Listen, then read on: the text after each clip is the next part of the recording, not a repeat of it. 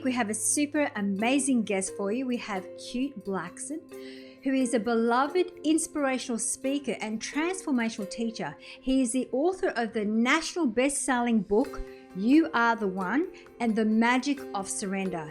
He is widely considered the next generation leader in the field of personal development and has been featured on Larry King Now, Fox and Friends, Dr. Drew, and Inc. magazine calls him the Mindfulness Guru Billionaires Go for advice.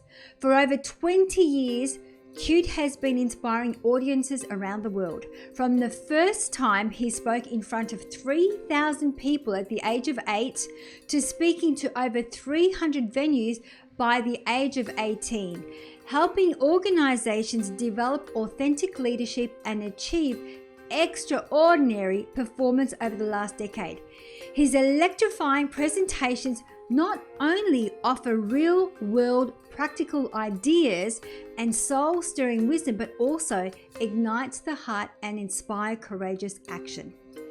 He received the 2019 Walden Award in the New Thought Wisdom category that Unity organization honors once a year to recognize socially conscious leaders who are making the world a better place. One of the previous year's winners in the same category was Oprah Winfrey. His mission is simple: to awaken and inspire people across the planet to access inner freedom, live authentically, and fulfill their true life's purpose. It's now time to tune into this amazing human being. Enjoy. So, Kute, welcome to the show. I'm so happy to have you here today. Thanks for having me. Really appreciate it. So I've got so many things we could start this interview with, and I think the best thing is maybe to talk a little bit about you first, so that our audience get to know a little bit more about Kute. So over to you. What's your story? Wow, that could take the whole show by itself. A little bit about me. I was born in Ghana, West Africa. My father's from Ghana. My mother's Japanese. I grew up in London. Now I live in the US and partly Mexico. And I feel like I'm a citizen of the world, from everywhere and from nowhere. For me, I was a very empathetic kid. And so I would feel people's pain, feel people's suffering very deeply. And there was always a part of me that wanted to alleviate their suffering in some way. I didn't know what that would look like. And so that was very strong inside of me, this sense that even around age 5, age 6, that like I wanted to make a difference. I wanted to help. I wanted to do something. And so I didn't know the form, but I grew up in a kind of unusual environment. A lot of people will say it's a little extraordinary. I honestly was growing up, didn't think it was very special, thought it was very ordinary, thought this was everyone's life, but years later found out maybe it wasn't the case. Like my first memories as a young boy was seeing a crippled woman being lost in the crowd of about 1,000 people, and seeing a crippled woman crawling on the floor. And she picks up the sand that this man walks on, wipes it on her face, and stands up. And so week after week, I grew up seeing blind people see, and deaf people hearing, and people standing up out of wheelchairs. The same man who essentially picked up would look at a woman in a wheelchair and say, "Hey, why are you in this wheelchair? Stand up." And he would put his hands on them and they would be healed. And so you could call that like a bit of miracles. And this man was my father. And so I grew up seeing miracles as a everyday thing. And I actually thought this was everybody's reality. And people growing up thought I was a little crazy when I'd go to school and tell my friends about these blind people seeing, deaf people hearing, and people standing up out of wheelchairs. And so it was a real blessing, I think, to grow up in this environment and not think anything unusual about it, because for me, it normalized the sense of the mystical. It normalized the sense of the seemingly impossible. I grew up with a sense of anything was possible. And so my father built 300 churches in Ghana, West Africa, very mystical, spiritual man. He had a huge church in London, about 5,000 people every Sunday. So when I was age 8, that's when my speaking career began, when I was thrown into the audience one day and my father said, "Speak." And so I began speaking, and that began a whole journey with speaking every month in my father's church. And when I was 14, another pivotal moment for me was I was ordained as a minister in my father's church, and it was announced one Sunday that I was going to be taking over, and I was given the mandate to my father's spiritual organization, and it was a big deal, and hundreds of thousands of followers. And so I'll never forget when it was announced that everyone was excited and elated, but my heart sank, because I knew that this was not my path. I knew that this was not my destiny, my purpose. And so I just didn't have the, shall we say, the courage, the courage. Yeah, I didn't have the courage to speak my truth. And I think, like many of us, we allow fear to hijack us, our voice, our truth, our expression. The fear of, if you know who I really am, you won't love me. And so my fear was, if I dare to speak my truth, I'll lose my father, I'll be outcast, I'd be alone, I'd be abandoned. And so I said nothing, and I got ordained, went along with it. And all the while felt a profound conflict in my heart, this internal turmoil of knowing that I wasn't being true to my soul. I wasn't being true to myself. And I didn't know what that would look like. I just felt this thing pulling me in a direction. And so when I was 18, everything came to a head, because I had to make some decisions. And another pivotal moment that shaped my life was, I felt this calling in my soul to come to America, to come to Southern California, to come to Los Angeles, because, in the self-help field, this is where most of the top self-help authors at the time, Louise Hay and Chopra and Tony Robbins and Marianne Williamson, they all lived in Los Angeles, San Diego, Southern California. So I felt this, I wanted to go into this field, and I felt this pull, like my soul was calling me, go to Los Angeles. I knew no one there, had no idea what I was going to do, but sometimes what your soul guides you to do isn't always convenient and doesn't always make sense to your logic, but I just felt it, and I'm a big believer, especially since then, that when you follow your soul, you will always be guided, even though it doesn't make sense. And sometimes the route that you are guided on won't be the one that you most expect, but you'll always end up in the right place. And so I looked into my future at 18, and it was such a pivotal moment for me as I projected into following the expected path, following the path that was set out for me, age 20, age 30, age 40, age 50. And I saw that I could be successful by everyone's standards. But if I didn't have myself, if I didn't have my truth, if I didn't have my integrity, if I didn't have my soul, what kind of success was that? And there was I felt such a pain of soul, like I was committing soul suicide. And I knew what I had to do, which was very difficult, very heartbreaking for me, but I knew I had to confront my father and basically leave everything behind. And so one day I had that conversation in a nutshell, told my father I wasn't taking over, renounced everything. We didn't speak for about 2 years, which was very, very tough in many ways, but I knew I was on the right path. I knew that I was being guided. And for me, the confirmation came when I ended up winning. True story. I ended up winning a green card in the green card lottery. And that was the confirmation that I was being guided. And that's why I'm a firm believer, like nothing is worth compromising your truth. Nothing is worth compromising your soul. And ended up in the US, in Los Angeles, 2 suitcases, $800, went and found many of the teachers and mentors and authors I'd read about, studied with some of them, learned from some of them. And then years later, decided to go deeper and started traveling the world. I wanted to find answers for myself. And so I ended up in Israel studying with rabbis, and ended up in Thailand studying with monks, ended up in South America with shamans, ended up in India.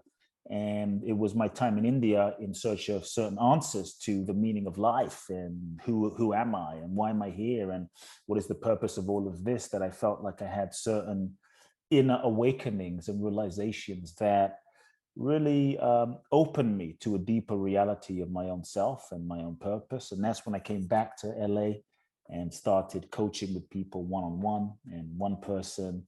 I was broke, I had no money, no nothing, but I was on fire with I felt so free. And I wanted people to feel the inner freedom that I felt, that was not based on bank account, a car, a house, anything external. And so I worked with one person. I worked with another. I had no idea what I was doing 20 years ago, but one person's life changed, another person's life changed. Before you knew it, people started coming from, around the world, and created a way of working with people, and small groups, large groups, and then 2 books. And so that's a bit of the nutshell. What a story. That's a little bit. That's a little bit of the story. That was amazing story. And I think for me, there's a couple of things that have bubbled up for me as you were speaking about it. So standing in your truth, that's a practice in itself. And I think that even for myself, I'm currently practicing 3 things, which I'm finding really difficult: non-resistance, non-attachment, and non-judgment. That's and deep. so, and these is like removing these obstacles. And a lot of that is standing in your truth, right? Yeah. Speaking your truth without being afraid of what the other person is going to say or how they're going to respond or react. That's tough. Yeah. So what would you say for our listeners who would like to stand in truth? Because a lot of us, including myself, we hold ourselves back. Yeah.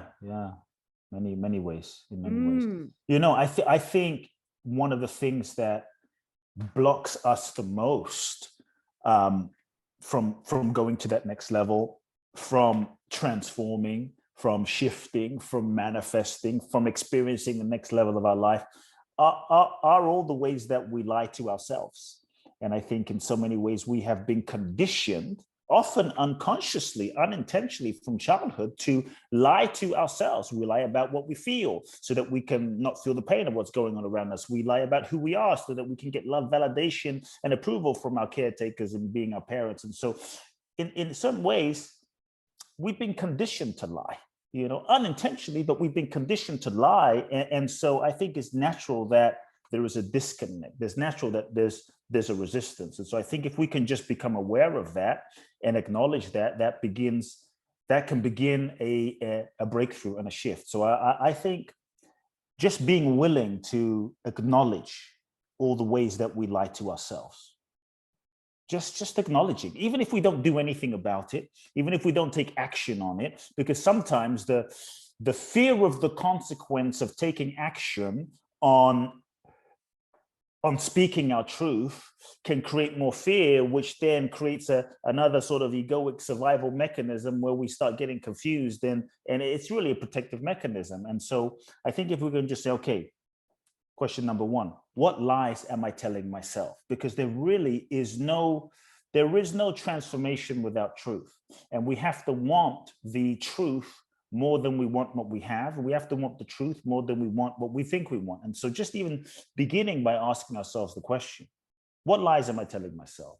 We stay in relationships that are not aligned out of comfort, guilt, self-preservation. We've invested so much, it's based on our identity, but we're no longer aligned, and we wonder, like, why am I not happy? We work careers and jobs that really is not an expression of our true purpose and why we were put on the planet, but again, out of fear, out of safety, out of self-preservation. And so just beginning with the simple acknowledgement of, what am I lying about? What are the lies I'm telling myself? And I tell people, take the pressure off of yourself of having to even take any action. Just take the pressure off and just start with, you know what? I hate my job. That's true. You don't have to leave. You don't have to. I hate my job. And just sit with that.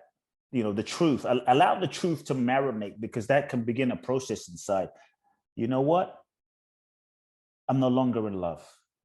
I haven't been for 5 years. It can be terrifying and scary, because that symbolizes change. And the ego doesn't want to change. It wants everything and everyone else around to change, but it doesn't want to change. And so one of the ways we keep ourselves kind of stuck is in denial. And so just starting with, I'm no longer in love, and just being with that. You don't have to divorce, you don't have to break up, you don't have to do anything, but just allowing the truth to marinate. That starts a process inside, and just really sitting with two, like, what am I pretending to not know? Because in so many ways we play this game of confusion within ourselves, because if I'm confused, or if I pretend I'm confused, if I'm confused and have this smoke screen of, I don't know, I'm not sure what my purpose is, I don't know what to do, I don't know what the next step is, I don't know what my dream is, I don't know if this relationship is right for me or not, then if I'm confused, I don't have to take action. And so I think the sense of confusion can sometimes be a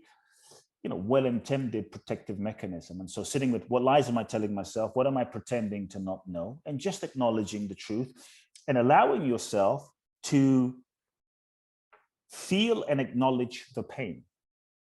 If we feel pain in our lives, to me, pain is not bad, but in our culture, we seem to have a relationship with pain that if we feel pain, some pain as in depression, pain as in backache, neckache, shoulder, some kind of pain, I'm feeling like unhappy. We've been conditioned to avoid it, to distract ourselves, to busy ourselves, to work it away, sex it away, drink it away, porn it away, smoke it away, drug it away, shop it away, social media away, just whatever it is, to not feel and acknowledge the pain. But I think the pain is simply a messenger and a feedback mechanism showing us where we're not in alignment. It's not good or it's bad or it's not bad. It's just feedback. And so if we can start seeing pain as a blessing, pain as a gift, pain as an invitation to course correct and bring ourselves into a deeper level of integrity. So when we lie to ourselves, it's not meant to feel good. When we lie to ourselves, it's meant to be painful. So I think sometimes the pain is actually a sign that we're healthy, showing us, wait a second, you're not in alignment. And so I think if we can just be still for a moment and not run from our pain, but acknowledge our pain and say, okay, what is this pain showing me? What is this pain teaching me?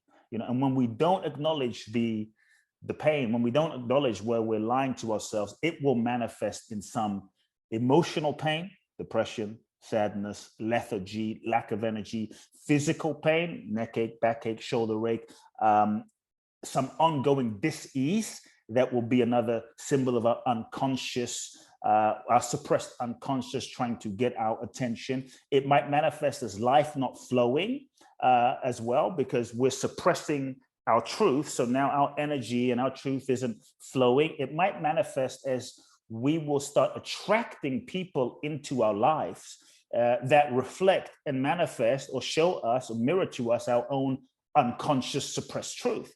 And so it's like, shit, why do I keep attracting people that are angry and people that are mad and people that are, lying? Because we are. And so sometimes for those that might be wondering, but I don't know, I'm not lying to myself. I don't know if I'm lying to myself.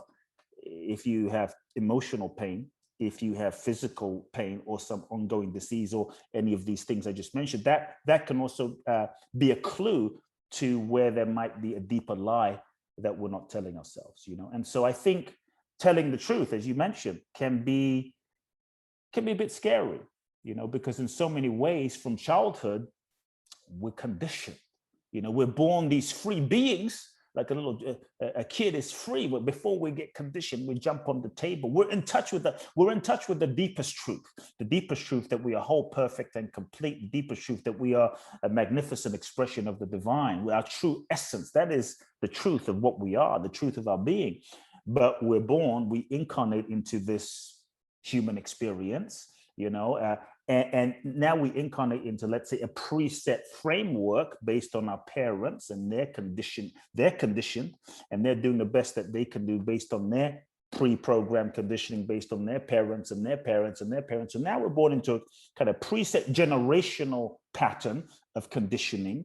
And maybe dad was an alcoholic, or maybe mom was crazy, or maybe they were both crazy and fighting all the time. And so a couple of things happen. The first thing is we start learning all sorts of defense mechanisms to shut down, disconnect, not feel, cope with the emotion or the dysfunction or the trauma that's going on. So we start suppressing our feelings. We start lying to ourselves about what we feel. We start suppressing our feelings, layers and layers and layers and layers and layers of unprocessed, unfelt feeling begins to grow and cover up and hide our true light, our truth, our true essence. And we develop all sorts of mechanisms to function and survive and deal with the pain.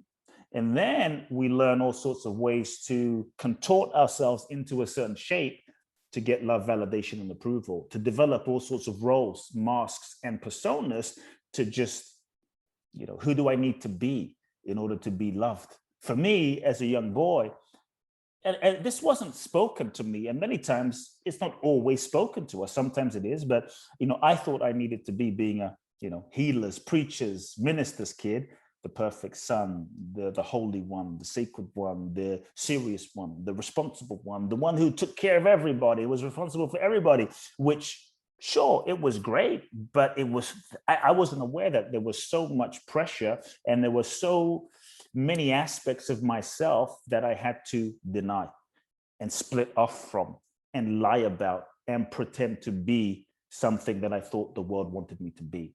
And so I think in many ways we are conditioned. We're not even aware that we're conditioned. And so I think as human beings, we have to begin becoming aware that we are conditioned.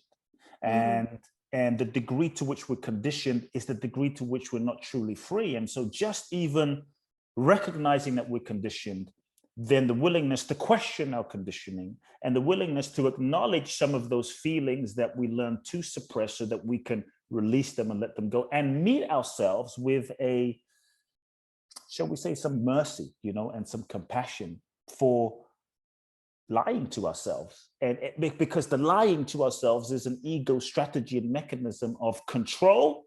And the ego's job is to ultimately reinforce its existence and to make sure we don't get hurt again like we were hurt when we were 5 and 7. And so lying to ourselves is a well-intended strategy. It's limiting. It ends up limiting us. We lied to ourselves when we were 5, like, no, I'm fine. Everything's good. I don't need love, but we did. And it worked for us and it helped us cope.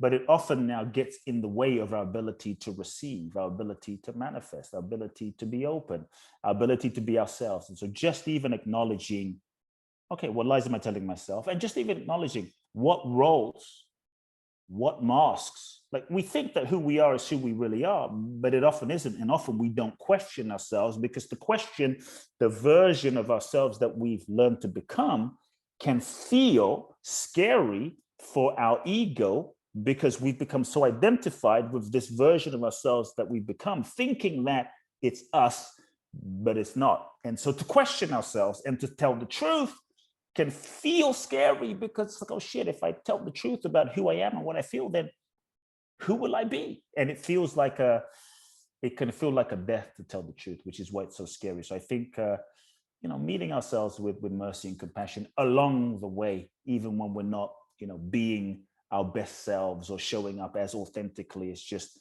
can we meet ourselves with compassion along the way and the journey? So beautifully said. I love the fact that it's almost like you meet pain as a way to move forward. Yes. It's showing you the way forward. So when you feel pain, whatever area of your life, it's actually, there's obviously, this is a sign that this is the area you must focus on. And the thing is, as you were speaking, I was just thinking like the roles that we play. Excuse me. It's one of those things that I was talking about probably about a week ago. The pressure, whether you're a businesswoman, a mother, a wife, a daughter, a sister, these expectations of these roles, it puts so much pressure on us to act out a certain way. And then we end up living somebody else's life because, my mother expects me to be this way, or my father expects me to behave this way, which is very similar to what you were saying. Like you weren't living your life, you were living somebody else's life until you came to that realization, your truth. And I love the fact that you put it as well, like whatever you're feeling, I don't love this person anymore, or I'm not happy with this job anymore, whatever that may be, just start there and allow it to flow through. Don't, because this is what we normally do. We resist it. And this is why I'm practicing, and it's very hard not to resist it. We resist it because we don't want to deal with it. It's too much, too much emotions that will come up. So as you said, we repress it. But just to start there and allow it to marinate, flow through. I love the way that you described that. And basically take the pressure off, taking the pressure off, then for our perceived sense of self, the the version of ourselves that we've become, we'll call it ego, right? This idea and identity of who we think ourselves to be. It's scary to tell the truth, because like, oh shit, if I tell the truth, then who am I going to be if I'm not what I was anymore? And so for the ego, truth, letting go feels like death. And so what resists is the ego. Yeah.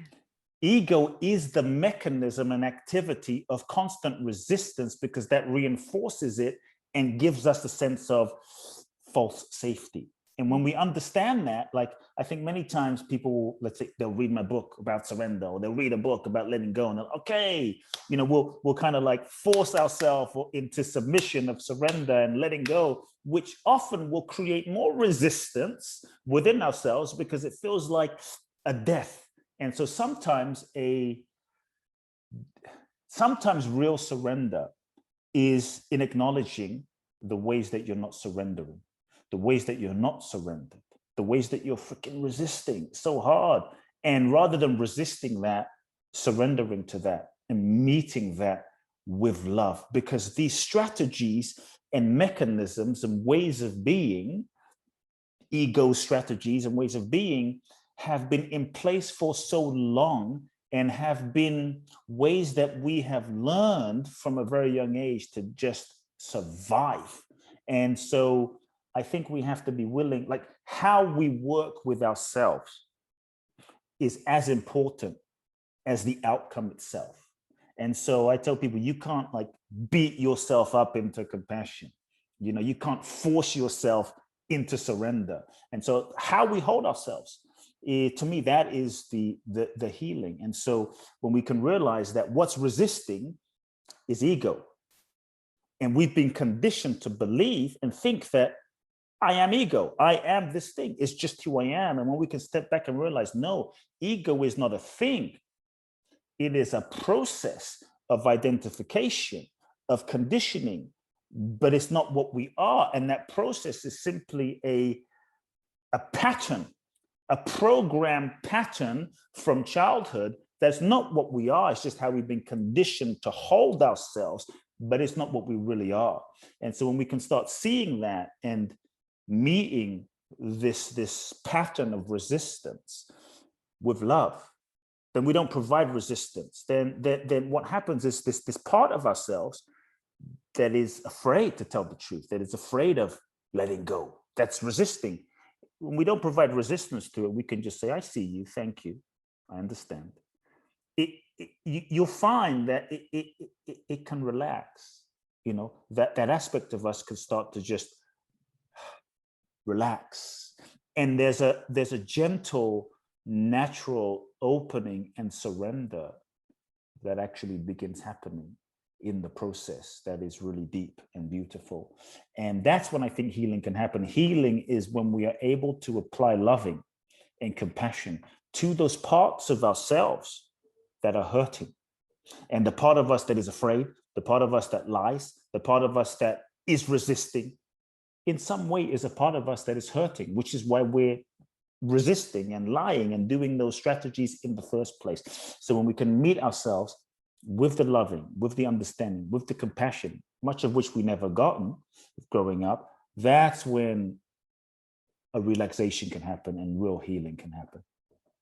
You mentioned two words. So, and I want to get, I'll explain how I've understood it, and then I'd love to get your insight. How do we actually do it? Because for me, you mentioned surrendering and letting go. Yes. Which is something that a couple of years ago, I went on a quest of what do I need to let go of? So I thought, I'm going to become the observer of my life. And started separating, like you said, the ego, the identity of this, who I deemed to think Catherine Plano was, and becoming the observer. And what I realized, Kute, is I have been spiritual bypassing my whole entire life. Yeah, and well, I'm glad you're going here. You know, and I'm in my 50s. So how do we surrender or let go? How do we do it? Like my technique was to become the observer, but I'm sure there's a better way. Yes. So I'm so glad you're talking about this, because, okay, so a lot of people never truly move into the real dimension of surrender. Surrender to me, and we can talk about it in a moment, but for this part of the question, surrender is the open-hearted embrace of what is happening. Truly open, not open-minded, like everything is happening for my highest good and God is great and God is everything and everything is perfect. No.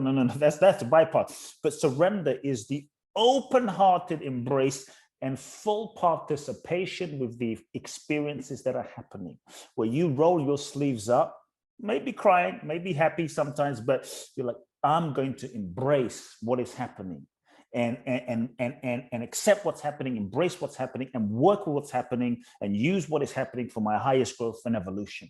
That is surrender. And so many times people come to a point of acceptance, and there is a difference between acceptance and surrender.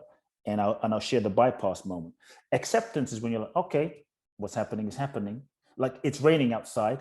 Fair enough. I'm pissed off it's raining outside. And damn it, it's raining outside. But okay, and why is it raining outside? You're accepting that it's raining, but you're still pissed off and mad and not participating fully. Like, okay, my husband is what he is. I wish he were different. And, I'm going to kind of hold back a bit of my loving until he changes, but I'm not going to leave the relationship. And I accept who he is, but I'm pissed off, right? That's acceptance. That's not the full surrender and open-hearted participation in the process of life. And so between acceptance and surrender is often in the spiritual field, there is a phase that is often missed because of the spiritual bypass. And that phase is grieving. Grieving, or we could say feeling, grieving. Surrender is a death. Letting go truly is a death of an idea, a death of a dream, a death of a relationship, a death of who you thought you were, a death of what you thought life was going to look like, a death of how you thought you were going to be when you were 40, 50, 60. It's a death so that you can truly embrace what is seeking to happen. It's a letting go. And so to truly surrender is a death, and that death requires the acknowledgement of grieving. To truly grieve what was and what wasn't is part of the process of healing. Many times in our culture, we are not taught how to feel and how to grieve. We're afraid that if we feel our feelings, feel our grief, that it will be overwhelming and we won't be able to handle it, or we're going to get stuck, or that we're going to be a victim. But the truth is, all feelings remain present until fully felt authentically. All feelings remain present until fully felt. And what we have to also realize is no feelings last forever. All feelings are temporary. All feelings have a natural cycle and completion. That when we feel our feelings fully with awareness, not as a disconnect, with awareness, then eventually, naturally, they have a natural cycle in layers, and they will dissolve. They will dissolve. And so many times people don't feel their feelings fully, also as a bypass. They want to sort of like be in a high vibration and be the observer. And so there's a disconnection from the body and from life and from their humanity. And as a result, they don't fully let go of the grief, fully let go of the emotion, fully let, like for instance, sometimes one of the things that stops us from feeling our pain or grief, as an example, fully, is if I don't feel my grief fully, that maybe I don't have to acknowledge that it's not working. Maybe I don't have to acknowledge that the relationship is actually over. If I don't acknowledge the pain and the grief, maybe I don't have to acknowledge that my mother has died. And I can be in a kind of denial. And so these are strategies, and so sometimes people will say, but Kute, I don't want to be a victim and wallow in my feelings. Great. It's about having the relationship with a healthy relationship with your feelings, to feel your feelings with consciousness, with intention, and with awareness. Sometimes people will say, Kute, but I felt my feelings and they never end and it just doesn't end. And here's the thing. We sometimes think that we're feeling our feelings, but we're thinking about our feelings and analyzing our feelings rather than actually being with them fully and completely.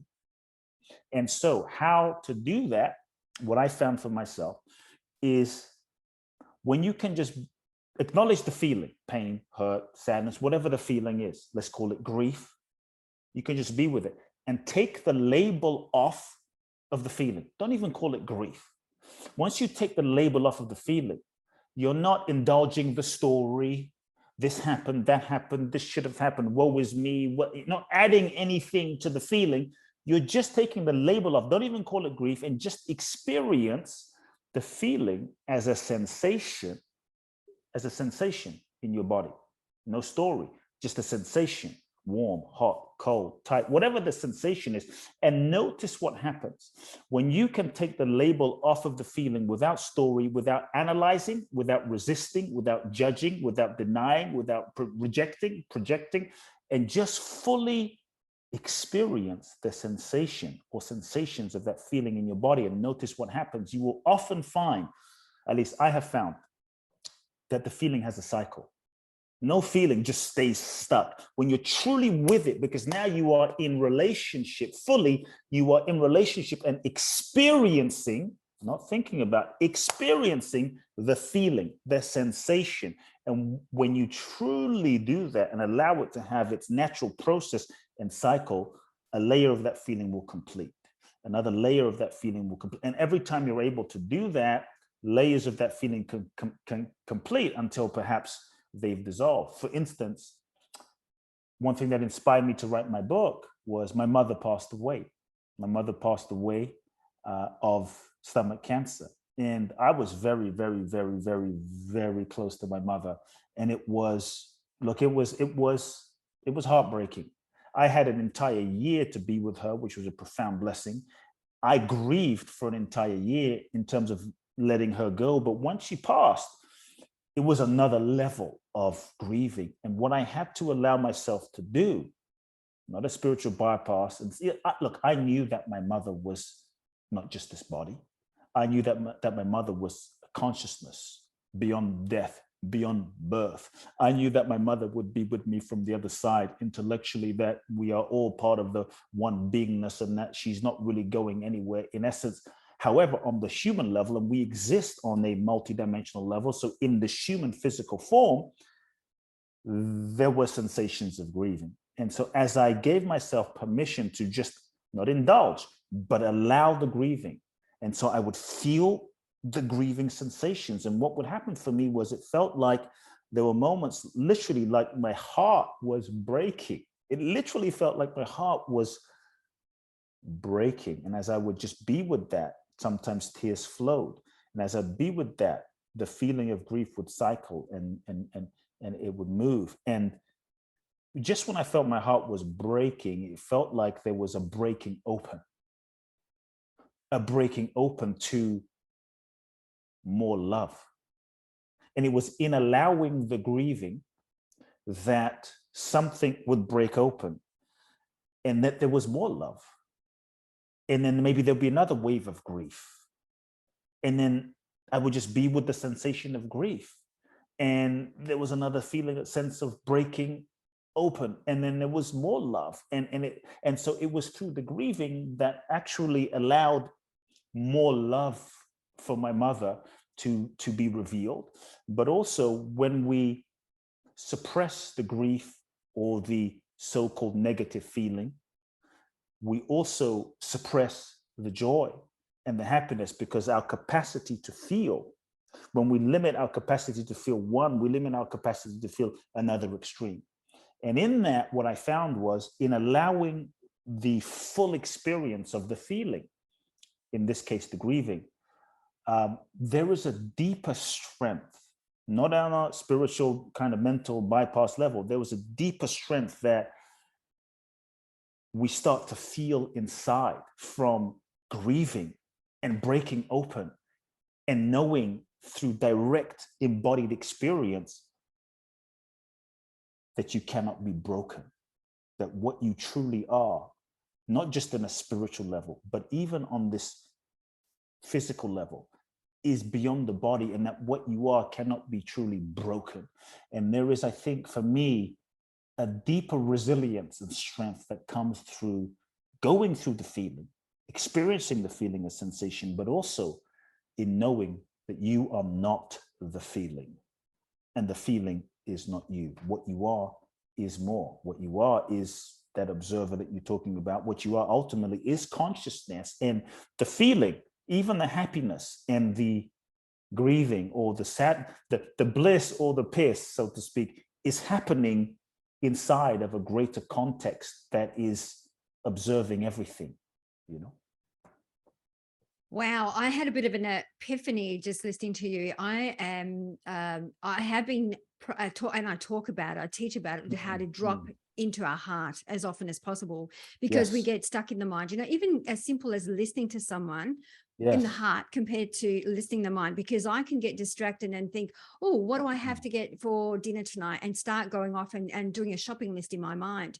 So dropping into my heart has been a practice. But what came to mind is I would say I've been doing it wrong. So I've thought, by labeling what what you are feeling, you are taking it out of the unconscious, making it conscious, and if you're able to label it, you can tame it. But what you're saying is, don't label it, let it go completely, allow the emotion, because the emotion, the sensation, yeah, yes, experience.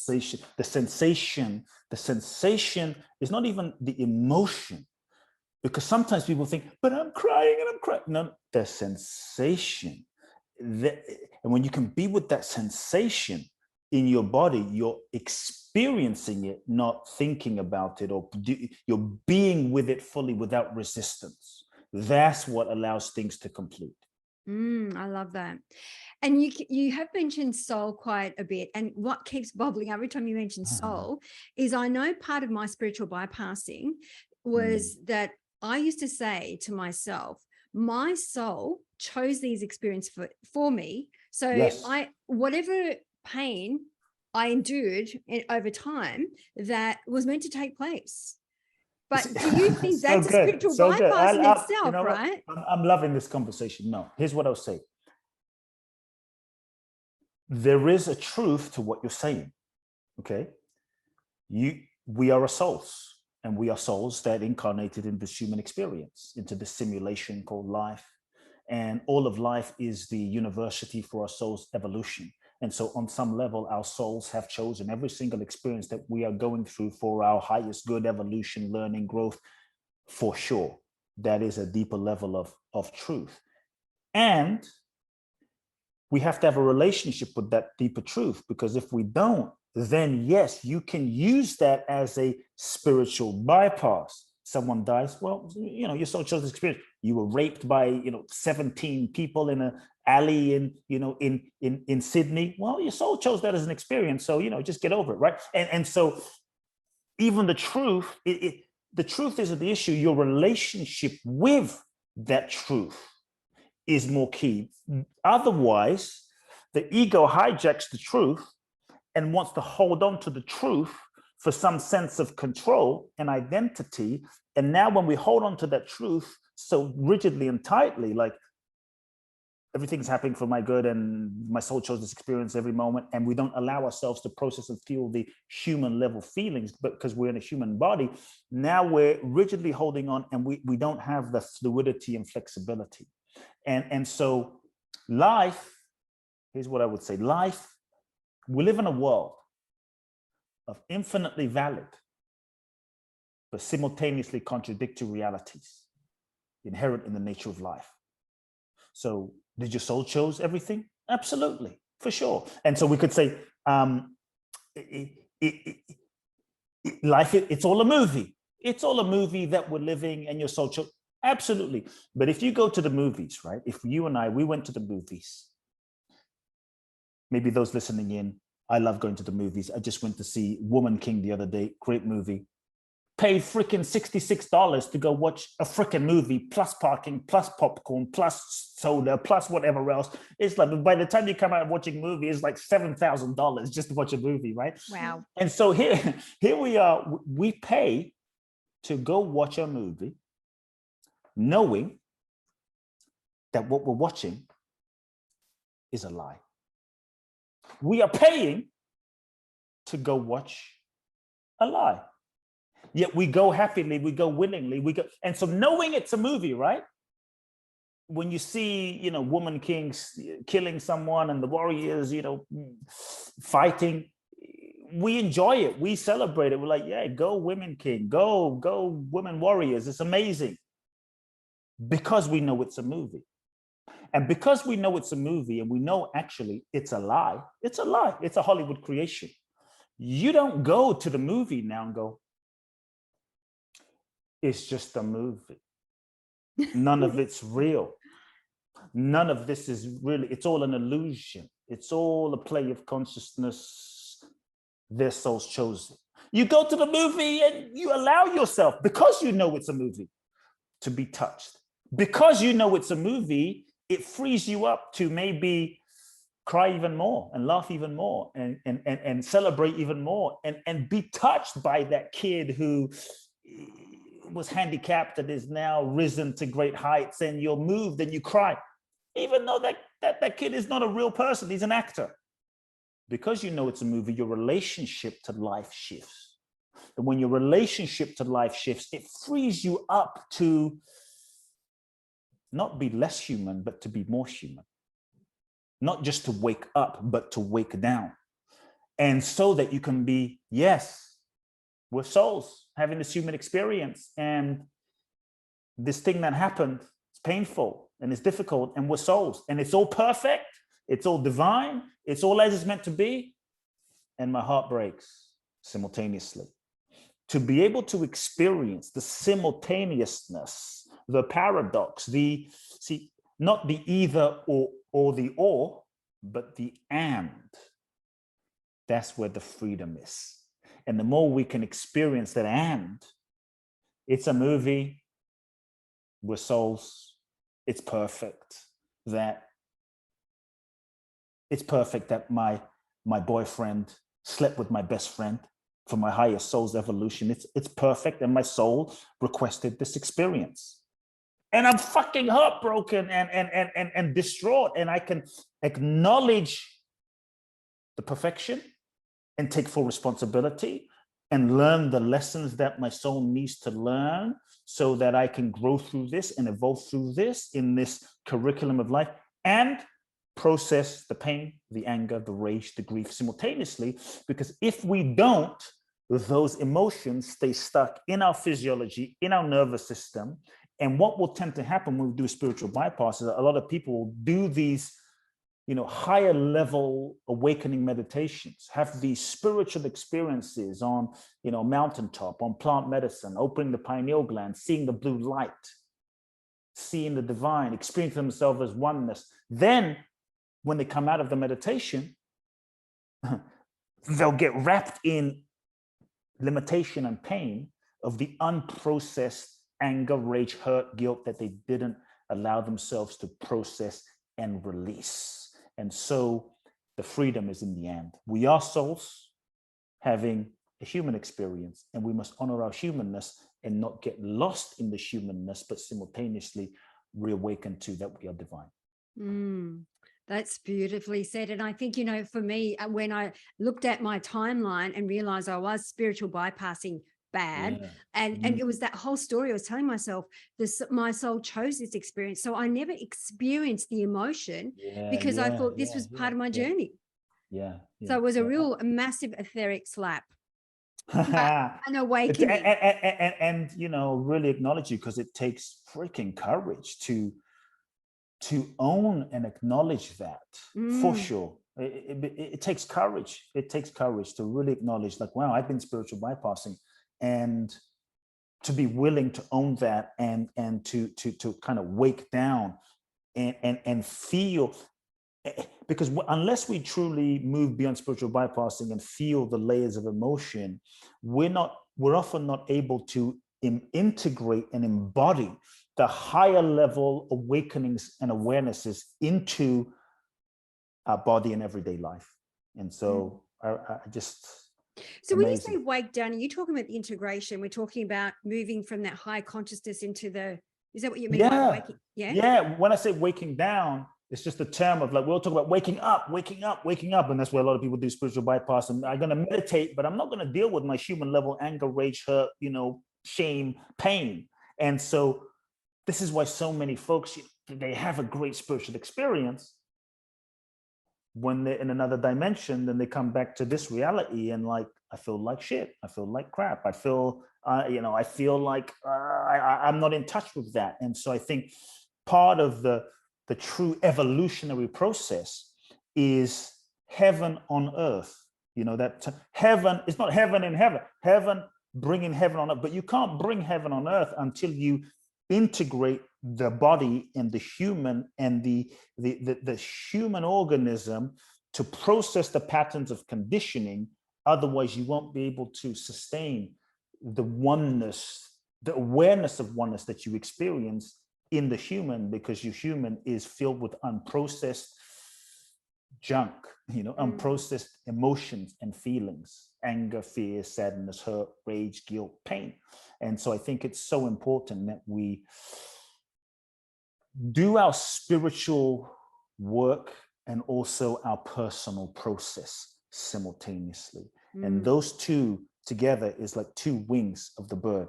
The spiritual transcending, but the personal, mental, psychological, emotional processing, so that we can live the love, live the feeling of oneness, because otherwise you see, I'll give an extreme example. You see spiritual people feeling like they've had a moment of enlightenment and then coming back into life and abusing their spouse or beating their kids, or spiritual guru teacher, right? We've heard of it in the last years, like John of God or this person or that person, like they were so amazing and now they were like doing all these crazy things with their followers because they didn't deal with the mental, emotional, psychological human, that we are in a body. And the body is sacred and the human is sacred. And I think when we can really integrate the two, then we can experience heaven on earth. Beautifully. So it's almost like that calibration or integration that needs to take place as above, so below. Yes. So Kute, I am conscious of your time. I'd love to just really quickly talk about your books. I'm sure our listeners would love to hear a little bit about your books. Yeah. Look, based on time, what I would say is the book I'm really excited about is The Magic of Surrender. And, in a nutshell, it was not the book I thought I was going to write. I thought I had all sorts of intentions to write another book that I thought I should write, that I thought would be a bestseller, that I thought my publishers would want. But I think it just goes to show that sometimes life has a different flow and a different intelligence. And I think part of the true freedom in fulfillment in life is bringing yourself into alignment with the deeper rhythm and flow of this innate intelligence that is life itself, that is existence itself. And so I had to surrender to the book about surrender that was seeking to be written. And when I did, everything flowed. I think in our culture today, I'm really passionate about this book and this topic, because in our culture today, I think there's this misconception that surrender is weak, surrender is passive, that if you surrender, you're going to get left behind, you're going to be a doormat, you're going to not manifest your goals, dreams, and desires. And really all I'm saying is, if you surrender, what if you didn't get less, but what if you got more? Like more than you could have intended and visualized and planned with your limited ego mind. What if you got more? And we all want more magic in our lives, magic as in blessings and beauty and abundance, but often we don't want to surrender. It's the ego that doesn't want to surrender. And so to me, the formula, if there was one, is if you want more magic, you have to surrender, and surrender is the password to freedom, the password to the next level, the password to greatness. And if you look at, when I really look at the truly great ones, Jesus, Buddha, Mother Teresa, Gandhi, Mandela, Bob Marley, Bruce Lee, Muhammad Ali, at some point, they all surrendered themselves to life. They all surrendered themselves to their souls, to being used by life. And in surrendering themselves, these human beings, regular people, they, I think, tapped into another dimension of their own potential.